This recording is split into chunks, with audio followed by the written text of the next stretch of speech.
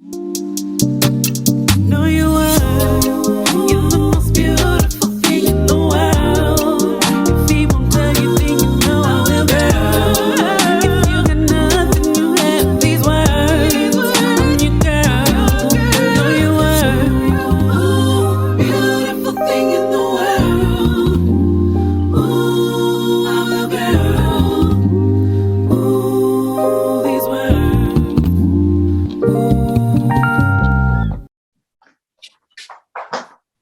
Good evening, everyone. Welcome to Talk to Me Tuesday. It's your host, Tajah, the Mindset Coach. Tonight, we'll be talking about trials to triumph. I have three lovely guests with me tonight, and I'm going to let them introduce themselves. You can go ahead, Rodesha. Hello, everyone. My name is Radicia Johnson. Most people know me as D or Disha. I currently live outside of Atlanta, Georgia, and my profession is registered nurse, among a bunch of other things. All right, and what about you, Deneen? Hello, my name is Deneen, and I also live in Atlanta, Georgia, and I work for Amazon. And Moon?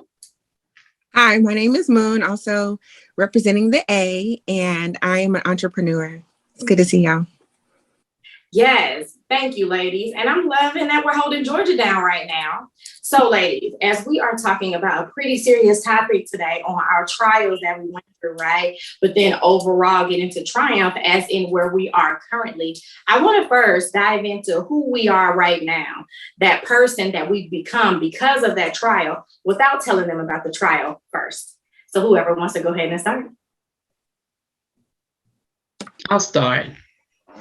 Again, my name is Deneen, and who I am now is someone who's still striving to be confident in who she is.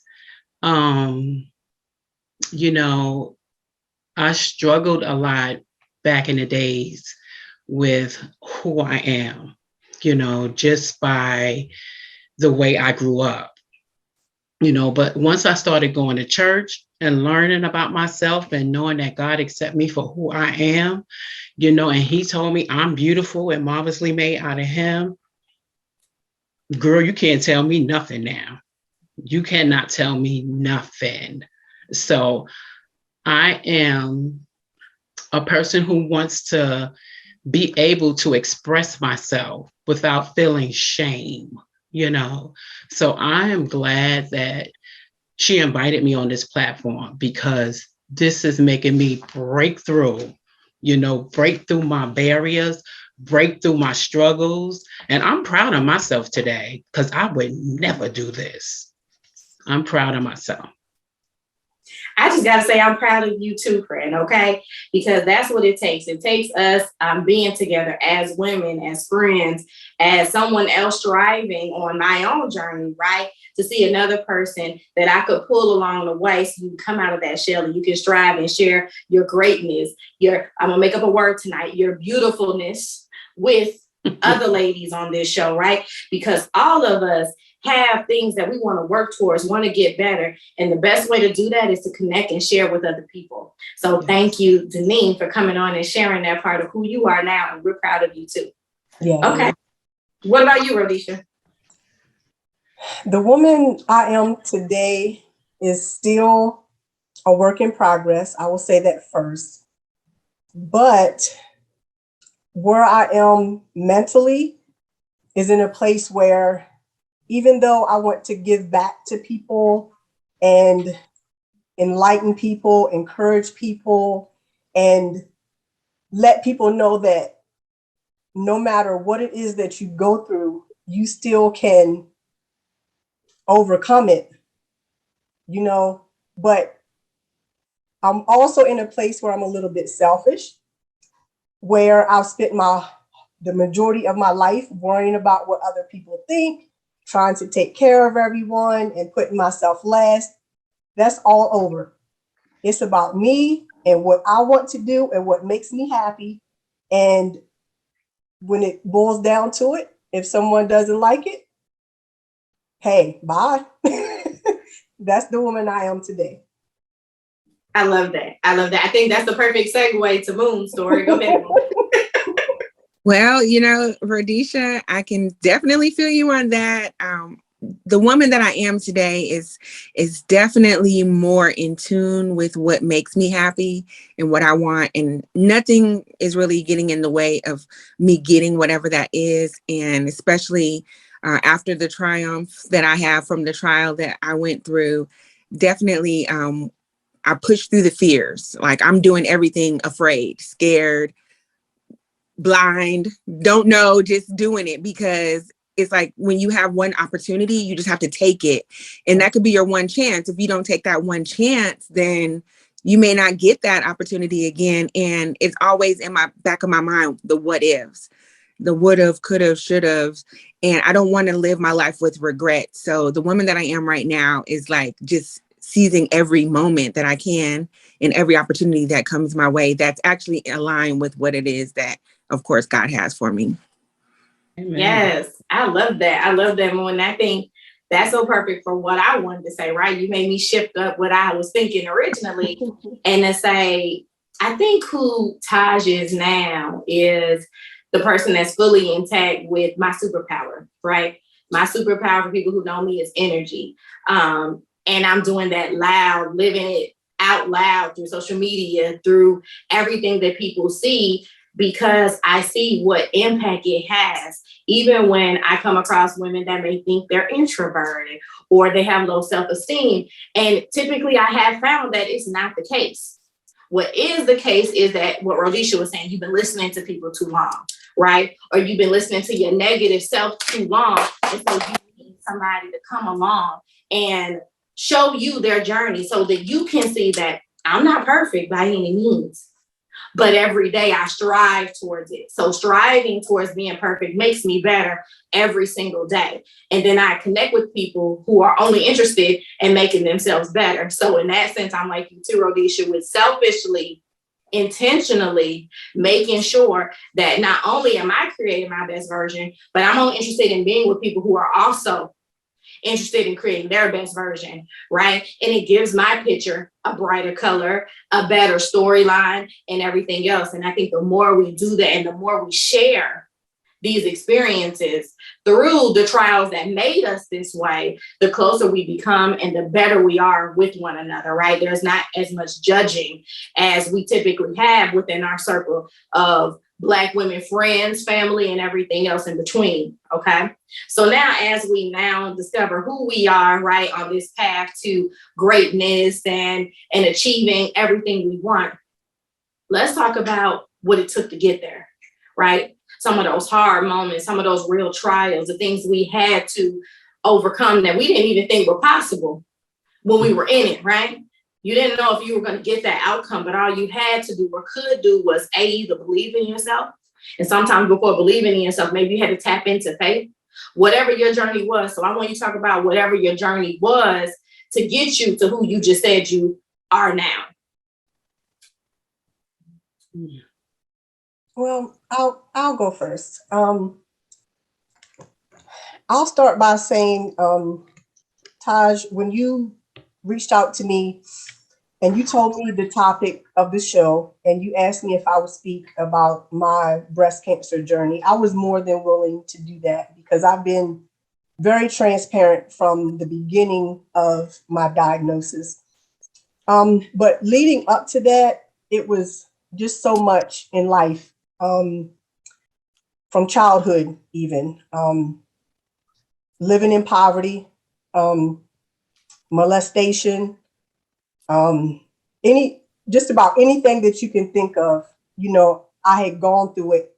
But it wasn't until I was diagnosed with breast cancer that I kind of took a step back and said, okay, in order for me to deal with this, I have to deal with everything else.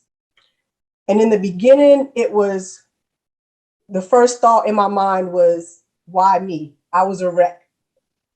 But then my mind shifted and it turned from why me to why not me. I'm not exempt from anything. I'm not exempt from having this type of medical diagnosis. I'm not exempt from anything else that's going on, that has gone on in my life or that may come, in the future.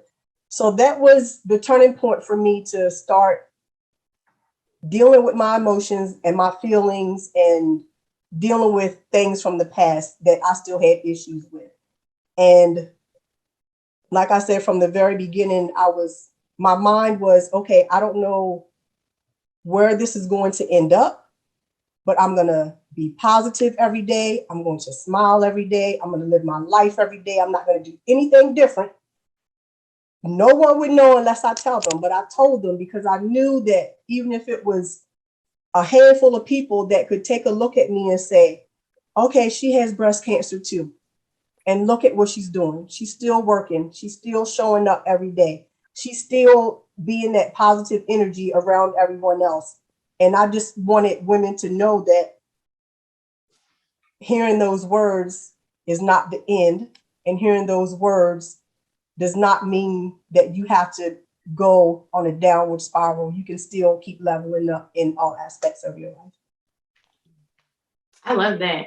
And I thank you for that because, you know, when I asked you about being on this show, I wanted, you know, you to feel comfortable because even though we have prior history, right, as far as a working environment, we didn't necessarily communicate as much, right? We were in different areas of that profession. However, I think as we've grown now, we've gotten closer. And this is why I say it's always key to learn to access people. Yes. See, you can be around people for a very long time and not know who they are. But when you access them, when you find out a piece, a space to get close, and you capitalize on it, it just expounds you to greater levels. And I think once I asked you and then you said yes, and we've had our different exchanges, we've grown closer even in those moments. And I didn't know about your story until I saw it right on social media and was so happy that you decided to give it a shot to tell the different women, because that is what you would think. I couldn't even pretend if I heard that where my brain would go. But now seeing you live it all the way up in this last year, right? Sure Makes me enough. feel like, oh, okay then. It will be okay. And that's what we want everybody to take away from these stories, because these stories are hard, right? Not every day did she want to live it up, but because she got a day each day, she did. That's the point, okay? Life is not going to be easy, guys. That's why they sell that on the movies and in Disney, right? But it's hard. Expect it. Run towards it. But you will get through it, and you get through it by us sharing these various stories through our different journeys of showing you what happened, what's possible, and where we are. So go ahead, Deneen, can you shine your light on some of the things that you went through to create the person you are now? Yes. So mine was from my childhood as well. Sexual abuse, several different family members and friends. Just being told as a kid that I'm a bee in a hole. When I say as a kid, like 5, 6, 7, like that. And, you know, having low self-esteem, growing up and wanting love from your mom that you can't get because she didn't have it to give to you. But you don't know that as a kid. You just wonder why, you know, what's wrong with me, you know, and from a child's eye, you looking at her loving on the other kids, but, you know, not you. So you grow up wondering, getting validation from men. You know, they said I'm beautiful, you know, somebody saying I'm beautiful, you know, so latching on to different men, you know, and just doing all kind of foolish stuff, getting into drugs, you know, it was just horrible. But thank God, you know, my goddaughter came over one time and I'm just looking at how she's beaming and glowing, and she joined a church and God started shifting her life. And I seen it every time she came over because I was babysitting her baby. And And I could see the glow in her, you know, and how she was changing. And she said, "God, mommy, won't you just come to church with me one day?" Now, in the meanwhile, she didn't know that I was struggling with my GED, because when my mother used to teach me how to read, and if I didn't know a word, she would bust me in the head. Like, so that traumatized me. So I started going in the back of the class, you know. So I struggle. When I say I struggle taking that for years, even to the point where it kept changing on me. And because I was so ashamed to reach out for help, like for my family members, because I was ashamed. I didn't want nobody to know. I would go to literacy schools in the middle of the night, like 8 o'clock at night, you know, just so my friends would know.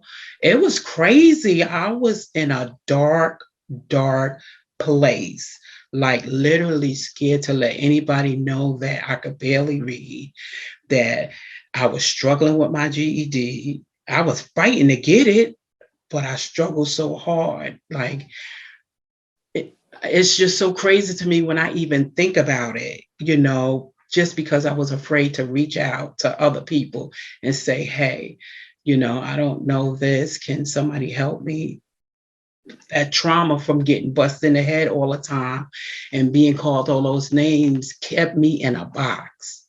But when I got to church and they loved on me, when I say they loved on me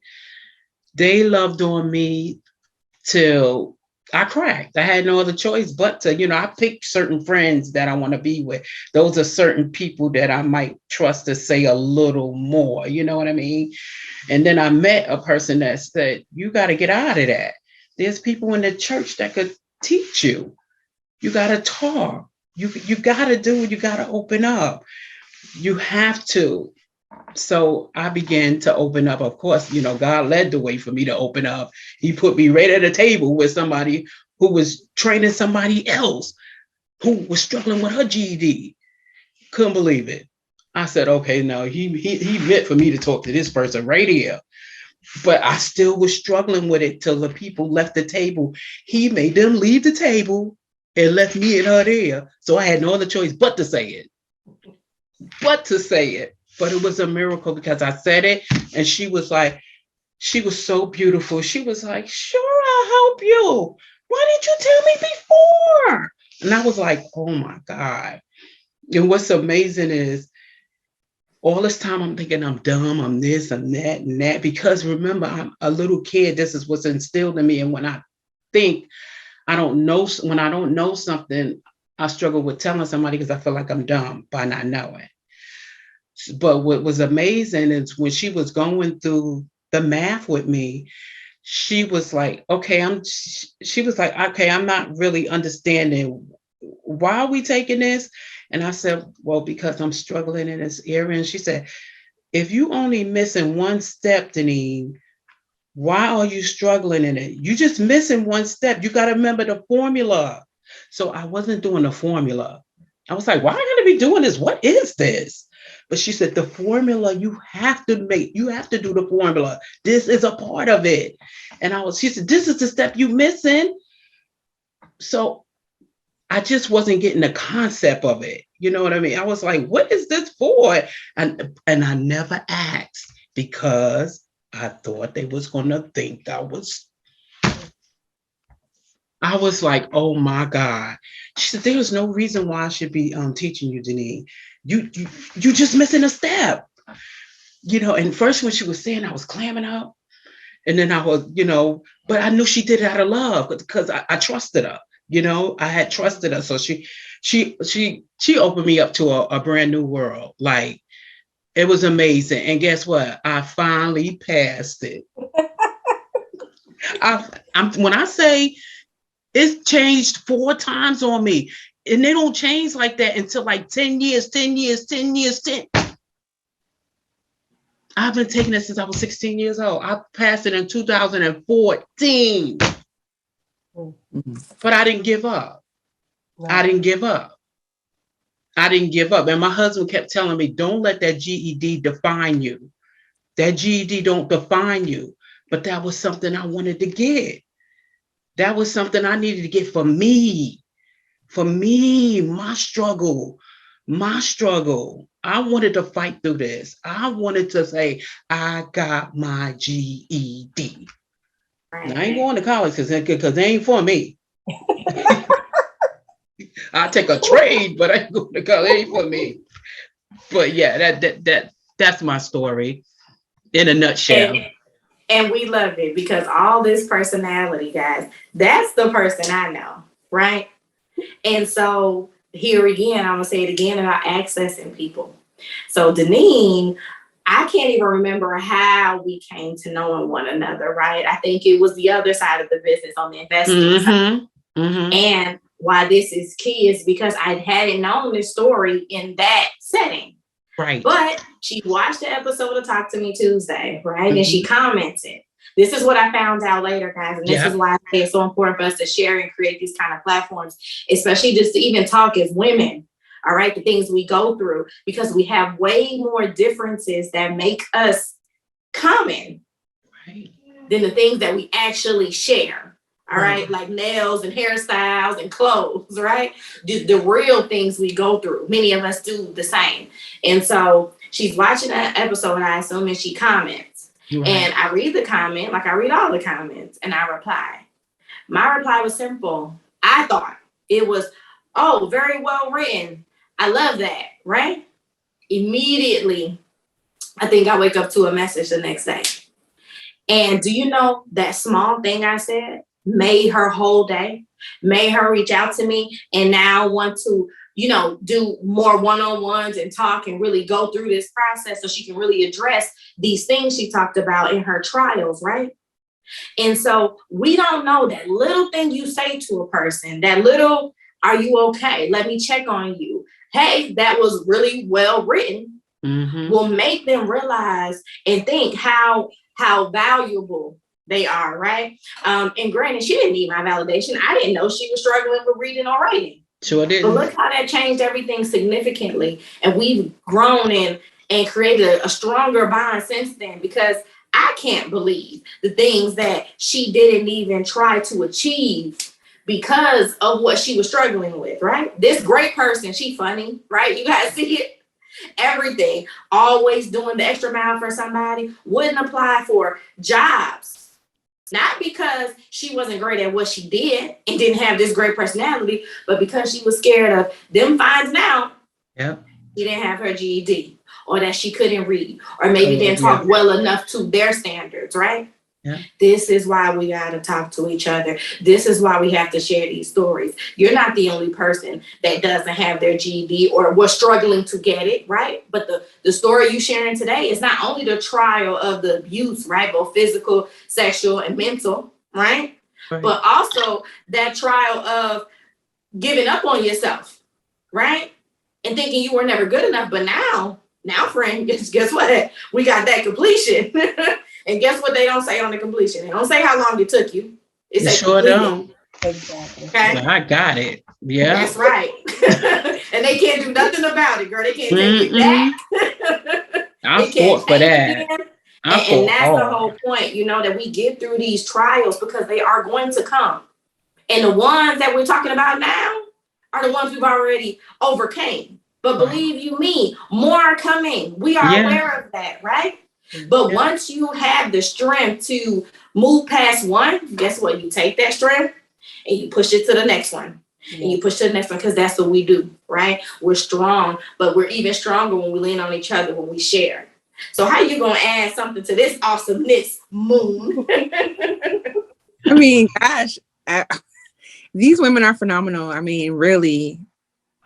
When I think about, and you know how you think about like whatever you've been through is like the hardest thing you've ever been through. And then you hear someone else and it's like, gosh, it's not even, not that it's not that bad, but it's like, okay, I mean, if they can get through that, I can get through what I'm going through as well. So I really commend both of you.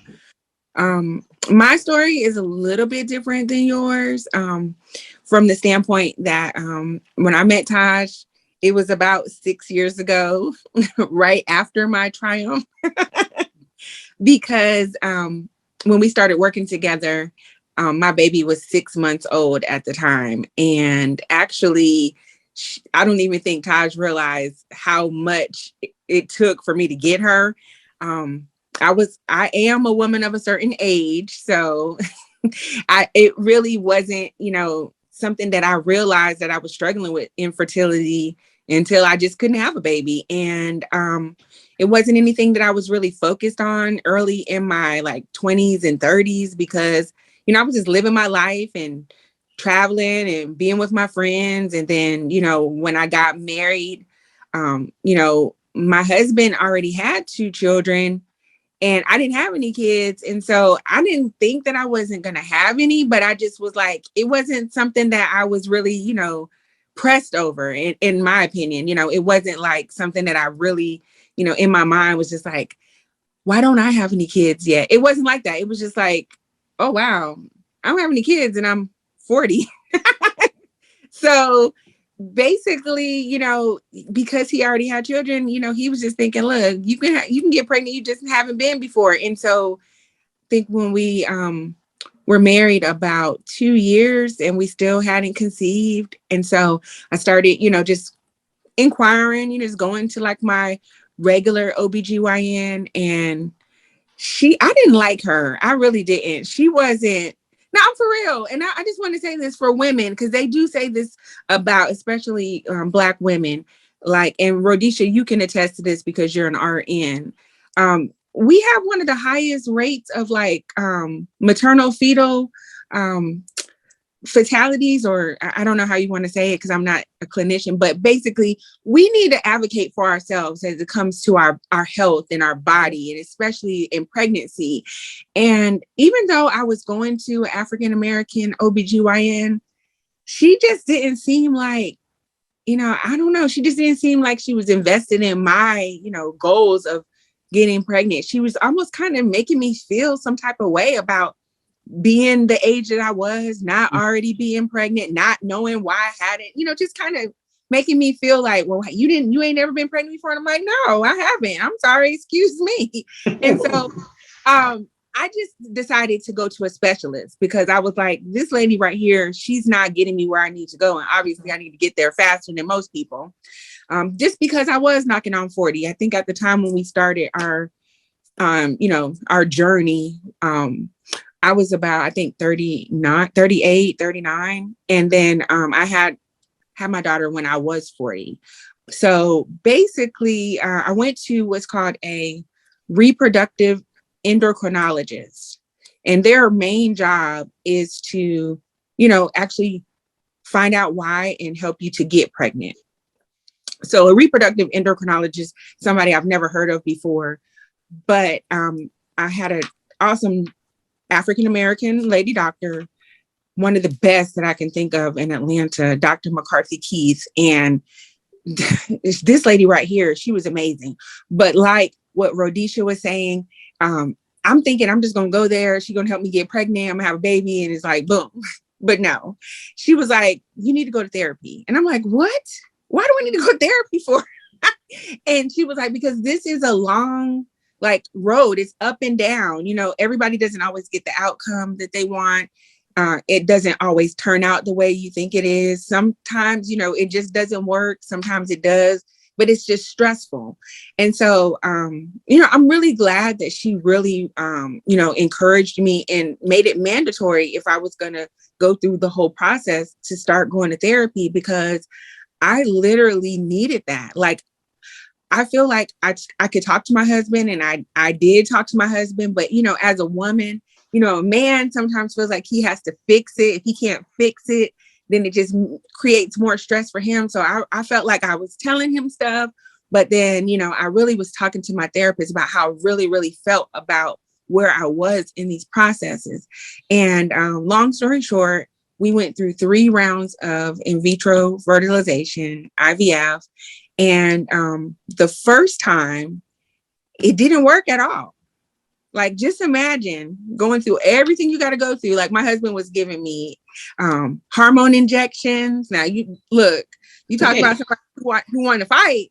He's not a nurse, and he's giving me injections. I'm like, look, you're gonna have to be a little bit gentle on this. So it was like he was like having to be my nurse at home. It was just a lot, you know.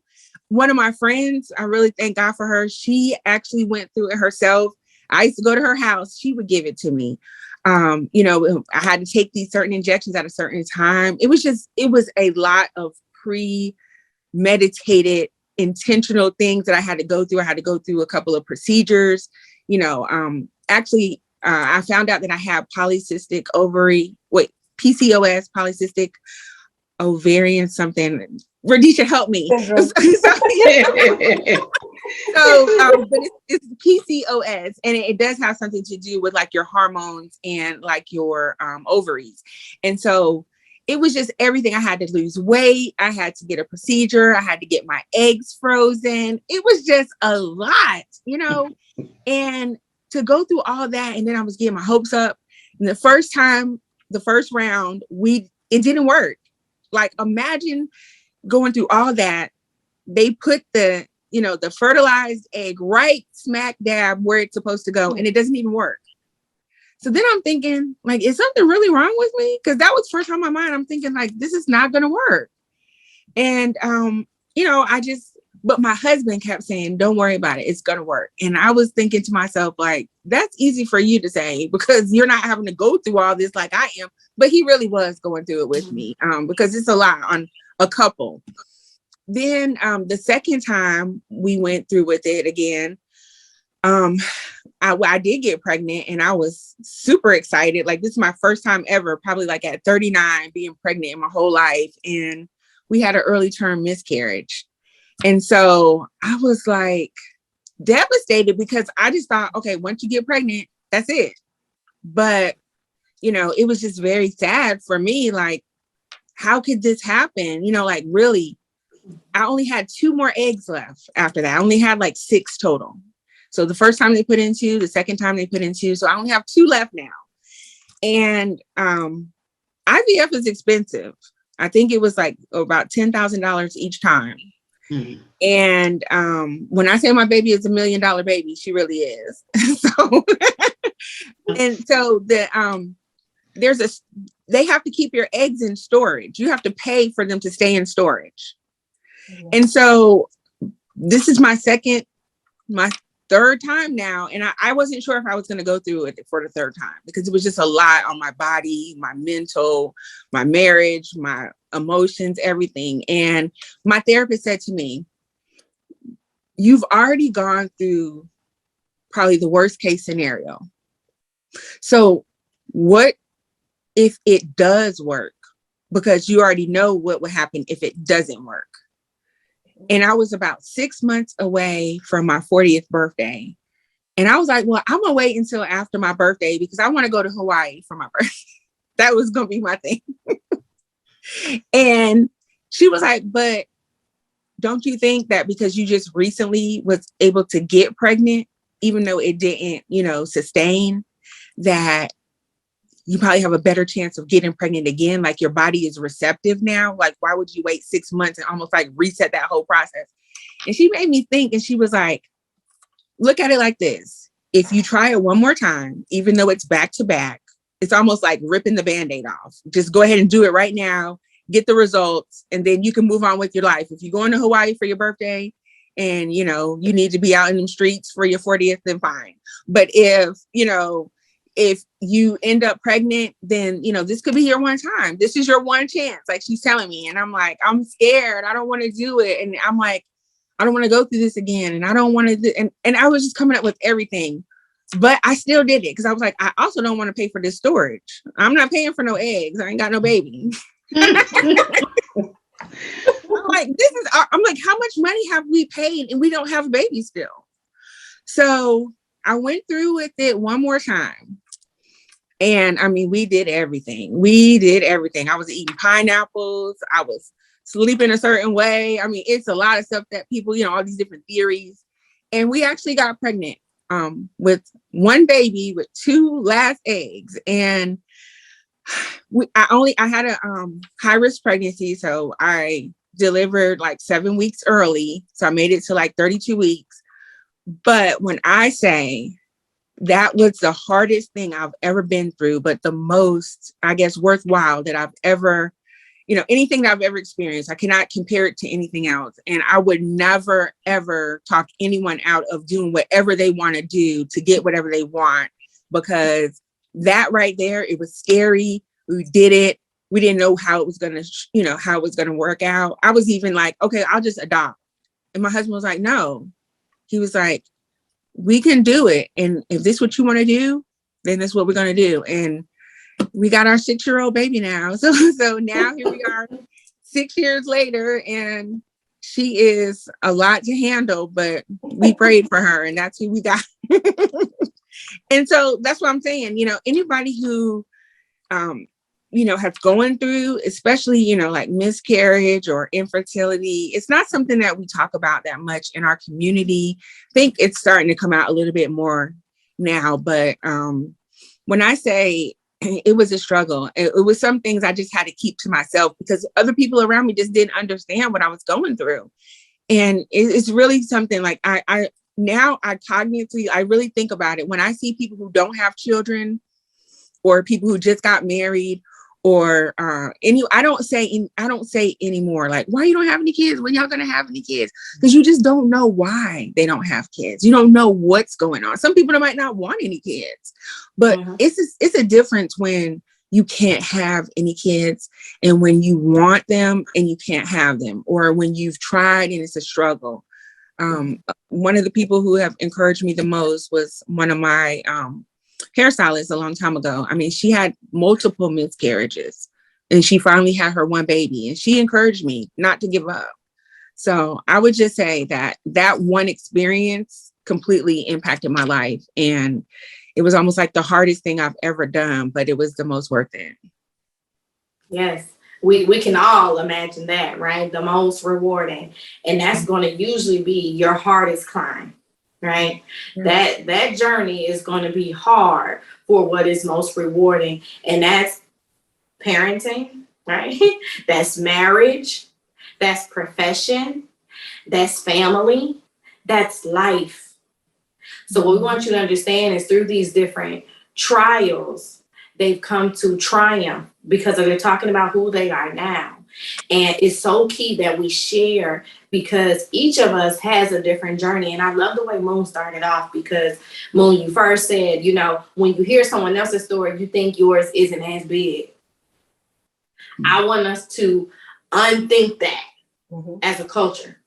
We have to stop comparing our stories, because what's big to you is big to you. That matters. Your perspective matters. Yeah. Your pain, your sadness, your hurt, whatever that is, right, matters. Just like your joy. I love my small wins, right? I love them because that's how they get me to big wins. So I don't minimize them because someone else has a bigger win, right? But I don't know what else they didn't share. Just like someone who sees me today won't know the trials that I went through unless they read a bio, unless I share it. But my most important thing that I give to everyone is what my mom gave to me. And she always says this, and I think I said it in season 1 as well, is through your stories, make sure you share, right? Don't be embarrassed. Don't be ashamed, like Deneen was talking about. Don't hold back. And don't judge, because my mom always says, no one can shame me with my own SHIT. Right. You know what you've been through, right? So you don't have to worry about if people are going to talk or what people are going to think. We don't even worry about that, because we only focus on people that we can impact and that we can help, and who are desiring, who are looking forward to these conversations to share more, because I can guarantee there are women and even men, Moon, that are going to listen and know how to help their wife, how to be there, how to support through all these stories. Because if we all have husbands, wives, right? That means what you go through, if they're a good one, they go through too. Yeah. All right? And breast cancer is not a solo journey. That takes a toll on everybody that you love. Yeah. Infertility takes a toll on everybody that you love. Abuse in any form takes a toll on everybody that you love, because especially with abuse in any form, but things that stem from childhood creep out in so many ways.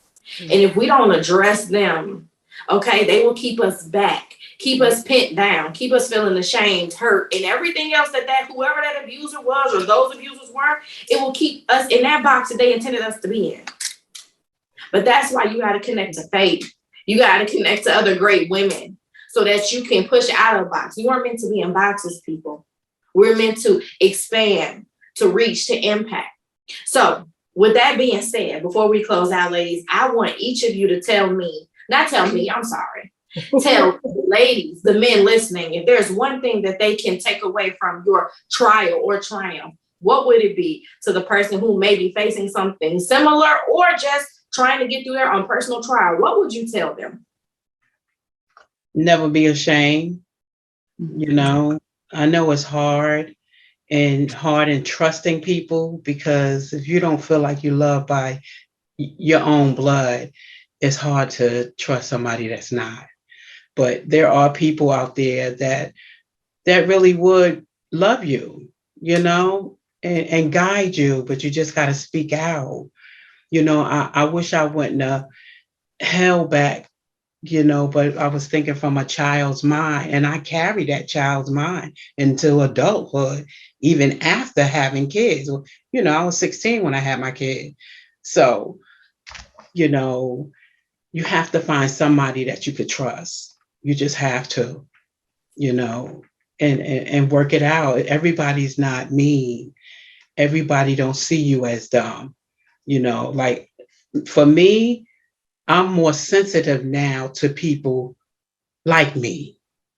Like, you know, I train at my job, and there's a guy that I just trained, and I can tell that he was like me. Because I when I was telling him, he wants to be an ambassador as well, a trainer. So he shadowed me. So he wasn't getting the information. So, you know, I was kindly showing him how to do it. I said, better yet, write it down. You know, I'm telling him, write it down, because he wasn't going to shadow with me no more. He was actually going to have a group the next day. So I seen he wasn't catching on. So I said, write it down. So he stepped back. I said, oh, okay. So maybe he doesn't really know, or he can't really spell. You know, this is what I'm thinking. So I told him, I said, write it right here. Just write it. He said, he backed up, and I was like, well, let me write it for you. So I started writing it out for him, you know, telling him what he had to do. This is step one. This is step two. He said, you know, you are really awesome. So I know as he was saying that, you know, I was like, okay, so I'm really on to it now. But I am real sensitive to people like that, because I know how I was. So I turned around and told him, I said, no wonder the lady downstairs says you just like me. And he said, why you say that? I said, you didn't want to write this out. I said, but it's okay. I got your back. You know, this is what you have to do. This is what you have to write. I said, you have to write a comment in here on the AA. You have to write something about them. I said, and if you cannot spell, start reading and start picking out words that make a sentence or what you're going to say. I said, do that when you home. Look at the words and just go ahead, you know, and say, I said, make it simple. You know, AA wasn't stowing in the magenta light. Here we go. AA wasn't stowing in the magenta light. That sentence right there. Start out that way. You know, nobody ain't do that to me, because I already had my people and I already knew how to do it afterwards. You know what I mean? So I said, oh my God, when I seen him like that, I said, oh my God, it's okay. I got his back. I got you. You know, I got you. That's the key, is becoming what you didn't have. Yeah. So I love that. So you're right. So if people didn't hear her message, is you have to speak up. You have to let people know, because there are so many people out here that got your back, but we got to know to have it, right? We have to know. So what are you going to say, Rodesha? What would you tell a person, either a similar journey or whatever their trial may be? What is your key takeaway for them? it would be something that I always live by. Well, not always, but for a long time. That everything happens for a reason. Everything happens the way that it's supposed to in your life. You just have to find what that reason is. So when you think about the good and you put that to the side and things come up in your life, I always ask myself, why is this happening? What is the lesson for me? And what can I take from this to give to someone else?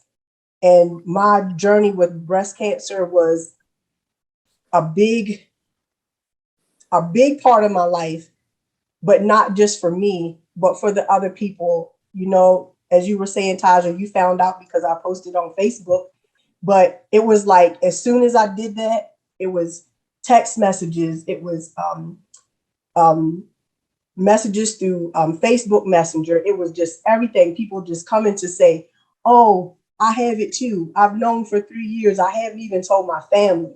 It was, oh, this is what I'm going through. And because you spoke up and let people know, I feel free to discuss it with other people. And it was, oh, you give me hope, you give me encouragement. And it was that for me to say, okay, as I said before, don't ask why me, but ask why not me. And my why was, I went through that so that I could help other people. So I never ever think in my mind that something happened to me that wasn't supposed to. Everything happens for a reason. I love that. I love it. How about you, Mom? Just say don't judge. You know, you never really know the whole story. And you know how they say, you know, until you walk a mile in someone's shoes. You know, like I say, when I see you know, people, like I said, that don't have any kids, I don't assume that they just can't have them. Sometimes they don't want them, but it just made me be more sensitive, like how Deneen said. I'm more sensitive to just what I say and how it can be taken. I remember when I was actually pregnant with my daughter, but you know, this is a high risk pregnancy. So, you know, any little thing, you know, could really like change that whole situation. And I remember when I was talking to my sister-in-law, because my husband's family, they just have tons of kids, like everybody's pregnant all the time. And I'm like, wow, I can't compete with this right here. And so somebody in his family was just like, you know, before I even had this baby, like, when you gonna have the next one? I'm like, do you know what I do to get this one? Are you serious? So, so, you know, some people just don't understand, you know, they're not getting it because it's just it's not their story. And so I just feel like whatever it is that you're going through, just find, you know, a therapist, somebody that you could talk to that understands, you know, especially when you're going through like some type of medical, anything that you're dealing with, like your feelings, your emotions, just your whole life is different now. You know, everything is completely changed. I would say just seek professional help. And also, you know, just stick to your support system. Keep your circle small, because I feel like the more people who were involved in this process, it just was more stress for me. And it was too much for me to keep on answering questions. And, you know, I wasn't trying to be secretive, but it was just like, at some point I just had to kind of like shut people down so that I can focus. Like, I'm baking a baby here. Okay. Let me get through this. Let me get through this process. And so I just would say, just go for it if that's what you want. Don't judge people if that's not what they want. And, you know, just try to stick with your support system. I love it. And I want to say, I'm Go sorry. ahead, go ahead. I just No. wanted to say to you, Moon, I applaud you, because a lot of times we as African Americans, we don't think that going to therapy is a good thing. Sometimes, a lot of times we don't even consider it. And those of us who do consider it and go through with it, it's after something has happened. It's after something has traumatized us. But you, in the beginning of your journey, took that advice from the doctor and did that, you know, in the beginning. And I'm sure that played a big part in how that whole journey went for you, because someone said to you, this is what you should do. And you took heed to that advice and you went through with it. And I can, thinking in my mind that had you not done that, would you have said, okay, yes, I'm going to give it a second try or even a third try? I was ready to give up. I was personally like, I'm done with this. It's too much. And I really, because I was like, it's almost like you don't have to keep putting your hand on in the fire to know that you're going to get burnt. And even though I was hoping for the best, I'm like, my odds, the medical odds here, but like, here we go again. It's not what the doctor is saying. It's what is meant for you. Yep. And obviously, I had to turn to my faith a lot. I had some sister-in-laws that was praying with me and praying for me. I was journaling. When I say I did everything, I did everything. So that's why when these kids be acting up, I be like, look here, you don't know what I went through for you. Like, Look, absolutely. And I applaud each and every one of you, right, for having the strength, having the courage to talk about these things. Because again, as African American women, we don't have the conversation often enough about the things we go through. We like to share what's going well all the time, right? That's it. We like the highlights, but we got to share those areas of opportunity so that they can help someone else, especially when you went through them already. Mm-hmm. So my advice, you all should know, is being the mindset coach, is trials don't last forever. Only if you allow them to. And the only way they can do that is definitely not physically, right? Because the trial does not last forever. But if you keep it here, you will live in that space forever. So you have to share. You have to break away. You have to go get therapy. You got to get you a mindset coach. You got to get you some real friends, real family that's a support system for you. Because everybody isn't for everybody. And even when they are, it's not always. So you have to tap into the people who are going to be their best versions to get you to your best version as quick as you need to get there. So those are different people in different seasons. And so what's important is imperative that you understand that you can have everything. You can get through whatever trial you may be facing currently, okay? Because these women are essence of that, even in my own personal journey. But because we got through this one does not mean that we are exempt to the ones that will come. But now we are stronger. We are more beautiful. We are braver. And we're definitely more impactful because we get to share these things together. So if you're looking to share your story, if you're looking to be impactful, if you're looking to get some help, connect with one of us. Everybody is here. I will let them share their platforms as well. But you must understand and believe in your heart of hearts and in your mind first that you can get to your triumph too. This has been a great episode of Talk to Me Tuesday. See you next week.